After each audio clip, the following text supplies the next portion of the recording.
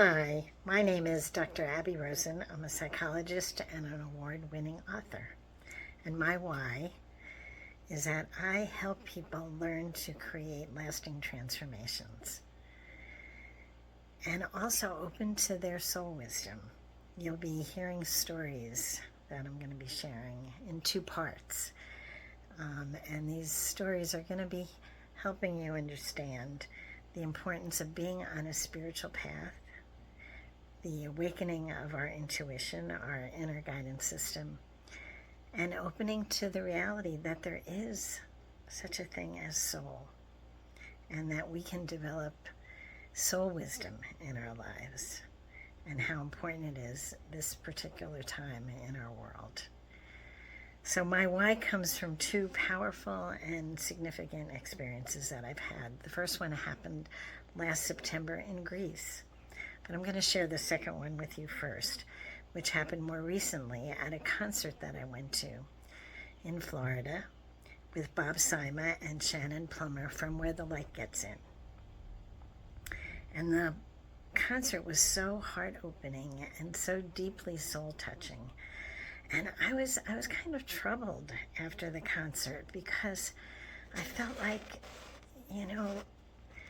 there's something wrong in our world if the powerful, award-winning words of Bob Sima and the amazing, really gorgeous harmony of Shannon Plummer, why they're not huge in our world. And I realized it's because soul isn't mainstream yet. It's coming, but it's still pretty far away from people really getting to understand the importance of their souls.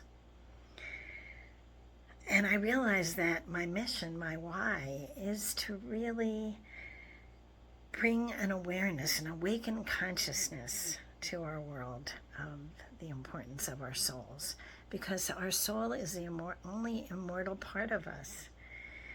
Our bodies are going to change, our thoughts are going to change, our feelings are going to change, our life circumstances are going to change, but our soul is immortal, and it carries the wisdom of lifetimes. It carries the lessons that we're supposed to learn in this lifetime and the gifts we're supposed to share. And it allows us to connect to that deepest wisdom that we have to guide us in our lives. So when I did the audiobook last July for Lasting Transformation, A Guide to Navigating Life's Journey, the book I had written, all of a sudden I got 13 awards. Now, if you get one or two awards, then your ego can take it in. With 13 awards, right, it felt like this was crazy, that there was something more going on, and I felt like it was a message from the universe that the importance of helping people create a lasting transformation in their lives and open to their soul wisdom is a message that the world needs to hear now.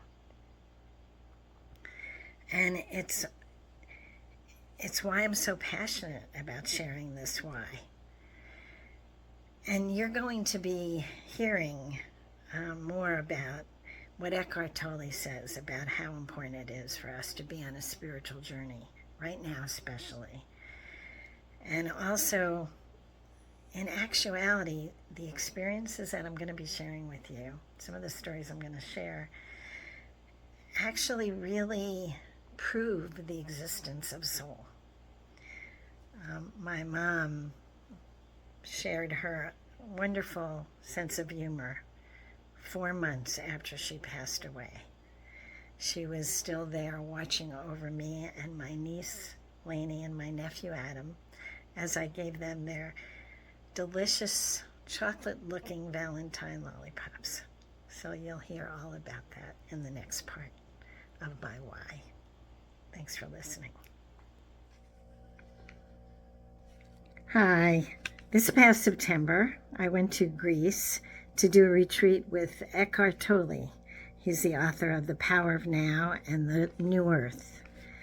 And Eckhart shared something a little chilling that I wanted to share with all of you.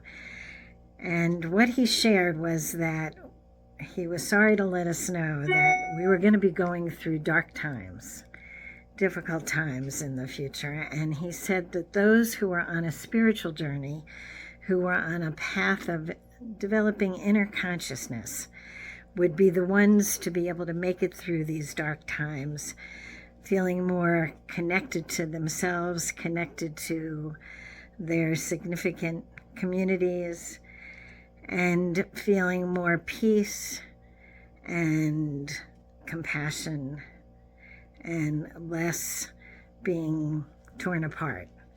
Now that the elections have happened, we understand more of what Eckhart Tolle was referring to in September.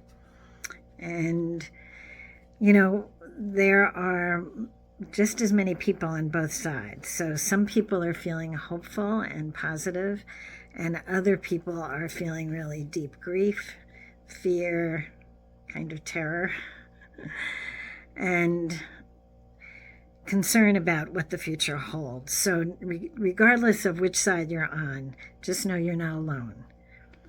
But for those who are feeling a lot of grief and disappointment and fear, I wanted to share with you that what Eckhart's talking about is really the reason that my book and newly launched audiobook, Lasting Transformation, A Guide to Navigating Life's Journey, is more important than ever, because we need guidance. We need to be able to know what the steps are to developing a sense of inner connection and inner consciousness, and a connection, that allows us to learn our life lessons and develop soul wisdom.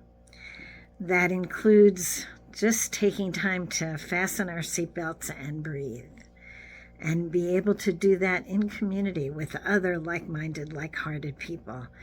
And that's what Lasting Transformation is all about, is giving you the guidance to navigate your life's journey. So many people have objections to that whole possible path of developing an inner sense of awareness and consciousness, and developing spiritual practices to give us the strength and the wisdom to navigate through the times that we're approaching. So I wanted to share an experience I had that was heart-opening and mind-blowing, that can reinforce more about what this path of spirituality can allow us to experience. I had been going to Los Angeles for one of my best friends. Marilyn was getting married in Los Angeles on Valentine's Day, and I was leaving out of Baltimore, where my niece and nephew, my sister and brother-in-law live, and it was going to be Valentine's Day, so I had to give my niece, who's 5, and my nephew, Adam, who's 8, Valentine lollipops, because it was going to be Valentine's Day, and they looked really yummy and delicious. I got them from the health food store, and they said, "I love you and be my Valentine." So Lainey, who's 5, bit into hers, and Adam bit into his, and they both said at the same time, "Oh, yuck, this doesn't taste like chocolate," because they look like chocolate, really yummy and delicious. And I realized, oh my God, of course they're not chocolate. They're from the health food store, and in 1991, there was no chocolate in health food stores. It was only carob. So the carob Valentine lollipops got thrown away. And Marilyn had done a reading with what is called a clairaudient. It is actually somebody who is supposed to be able to hear people who have passed on, people who are on the other side. And I listened to the tape of Brian, who was a clairaudient, doing the reading with Marilyn, and even though the voice was Brian's, the words that were coming out of his mouth were clearly her mother's words. So I thought, well, since I'm going to be in LA, I could do a reading with Brian, who's the clairaudient, about my mom's passing. And so I was really skeptical, though, so I didn't call him until the night I was about to fly out to LA for Marilyn's wedding. And he just happened to have a cancellation for the one day I would have been able to make the appointment. And I didn't tell him anything about myself or who referred me, because Marilyn's also a therapist. And Marilyn and I had run the San Francisco City Yoga Meditation Center together. So I didn't want him to know anything about me that he could pick up from context clues, knowing that I was a psychologist and Marilyn's friend. So he would know that there was a spiritual part that was important to me as well. So I went for the reading, and my mom had just passed away in 1990 at the end in November, and she had died from congestive heart failure. And he starts off the reading, and he tells me that my mom, who was present, died from congestive heart failure. So that was the first little bit mind-blowing, but I was still really skeptical. And then he said that, they have to learn to slow down their vibration and speak with feeling. And so there were people up there helping her learn how to do that. And one of the people was Irving. But my skepticism said, every Jewish family has an Irving. So that didn't, change my skepticism. And then he proceeds to start laughing, and he said, I have no idea why she's telling me this, but she said, you'll understand. And he said, carob is definitely no substitute for chocolate.